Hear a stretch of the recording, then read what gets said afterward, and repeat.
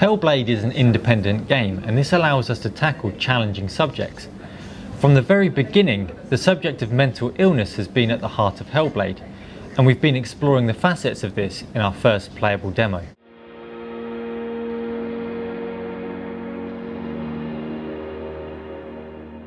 Senua suffers from anxiety, depression, delusions and hallucinations. She has a condition that's been called the cancer of the mind, a living hell, and we're going to witness her journey through her mind's eye. To achieve this, we reached out to Professor Paul Fletcher, who is a psychiatrist and Professor of Health Neuroscience at Cambridge University, who agreed to consult on the project.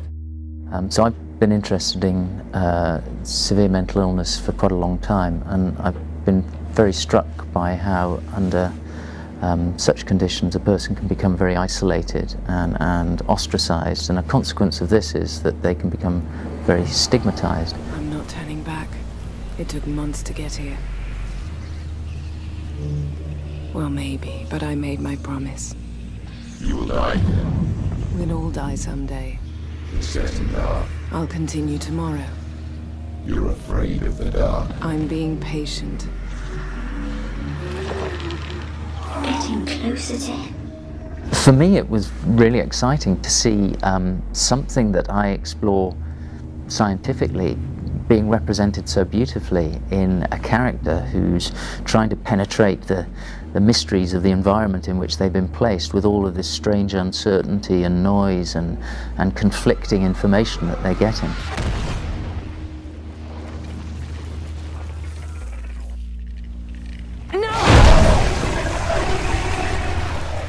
I think it's been very gratifying to work with the team at Ninja Theory and to see just how serious they are about trying to provide a representation and a reflection of these sorts of symptoms that is sensitive and empathic, and I think it's very important that that's the case. Much of this research has been made possible by the support of Wellcome Trust, a charitable foundation dedicated to research and the understanding of health. Mental health hasn't always been presented in the media in a way that is particularly helpful. It can be challenging to engage people with the subject matter, and there are a lot of preconceived ideas about mental health, and particularly schizophrenia and psychosis. So we hope our support allows the team to continue to collaborate with Paul Fletcher and with those who have experience of psychosis to create a game that provides a fresh perspective on the condition and allows audiences to engage with it in a way that just wouldn't be possible in any other medium. At the heart of this game is Senua's story, and we don't want her to be a helpless victim. She's an accomplished warrior who's been traumatized by a very violent past. You must let your quest fully consume you. There is little room for anything else. I've often been struck by the sense that I get talking to people with psychosis that they do feel themselves on a quest. I mean, it may be a figurative one in which they're simply searching for meaning to explain all the new and unpleasant experiences. And in some cases, people actually experience a genuine physical quest. They're looking for someone or something or some answer, some place. And with the feeling that if they can only achieve that, then there will be a release or a resolution to all of the things that are plaguing them. Much of the game involves exploration, but we wanted to avoid the usual collectibles and pickups you see in most games because we felt it would break the immersion and take away from Senua's point of view. A lot of the game involves finding patterns and illusions in the environment that trigger memories, sometimes haunting memories, that progress you further into Helheim, but also take you deeper into Senua's own mind. The gods can see into your mind.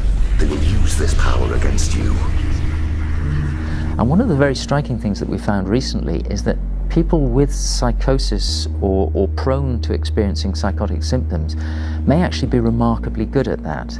Maybe that under some circumstances they're actually capable of using their prior knowledge to really enhance the way in which they see patterns and put things together. We now have a good idea of how these illusions can be incorporated into the game based on the playable demo. We'll now take these ideas much further as we build out the rest of the game. There are several characters that accompany Senua on this journey, and they take the form of voices in her head. And they are manifestations of her own inner voices, but to her they appear real. It passed through. Remember his Find the light, the light is your strength behind it. Open your eyes. These voices can be in many different forms. They can be talking to the person, they can be talking about the person, they can be very critical and unpleasant and persecutory. Sometimes they might be kind, they might offer advice. Some people are utterly tortured by these experiences. They want to get away from them, they're getting them 24 hours a day, whereas other people might begin to find ways of living with the voices. They may even begin to trust them and to listen to what they're saying. The darkness, it gathers in the wind. It's getting stronger. Each one has a unique character, agenda and personality. Through them and through body language, you could get a very clear picture of what's going on in her mind. And this indirect approach lets you embody her more fully, rather than think of her as a separate video game character. You're just like your mother, losing yourself to the abyss of fear. A question we're often asked is how much of what Senua sees is real? We like to think that we experience the world almost like a high-definition photograph, as it really is, but actually a lot of the time what we're doing is using what we already know to shape and govern what we perceive.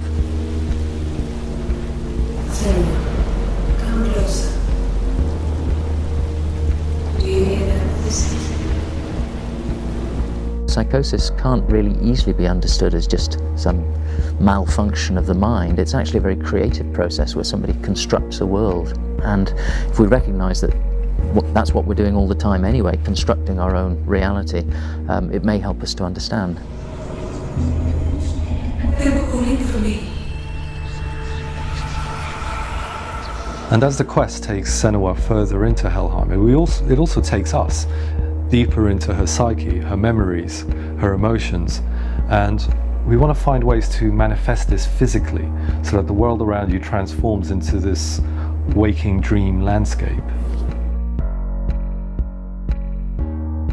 When it comes to combat, the violence experienced is not a result of Senua's mental illness. The trauma and violence of Senua's past has resulted in her condition, not the other way around. This darkness and fear that Senua constantly battles is inextricably tied to the trauma of the Viking invasion. The Vikings are real, they're a real threat to her that she must battle with, but to her, through her eyes, they seem exaggerated, hellish, monstrous, oversized, surrounded by darkness. We want to build on the combat by incorporating the ideas of altered perception of time and space, so that she can more effectively overcome the enemies, even incorporating some of the voices in her head as manifestations that can appear and disappear to give you a much broader set of attacks. Now we've built this first playable, we have a really good foundation, and it's crystallized a lot of our ideas for representing her world through her eyes. And we feel like we can take it a lot further from here, because behind her condition is a process of imagination and creativity, and this is what makes her an extraordinary character. Everything you've seen is early code, shown much earlier in production than most games would be shown. And this is because we want to share our development journey with you as we expand and build the world of Hellblade. We'd like to thank Professor Paul Fletcher and Wellcome Trust for their continued support.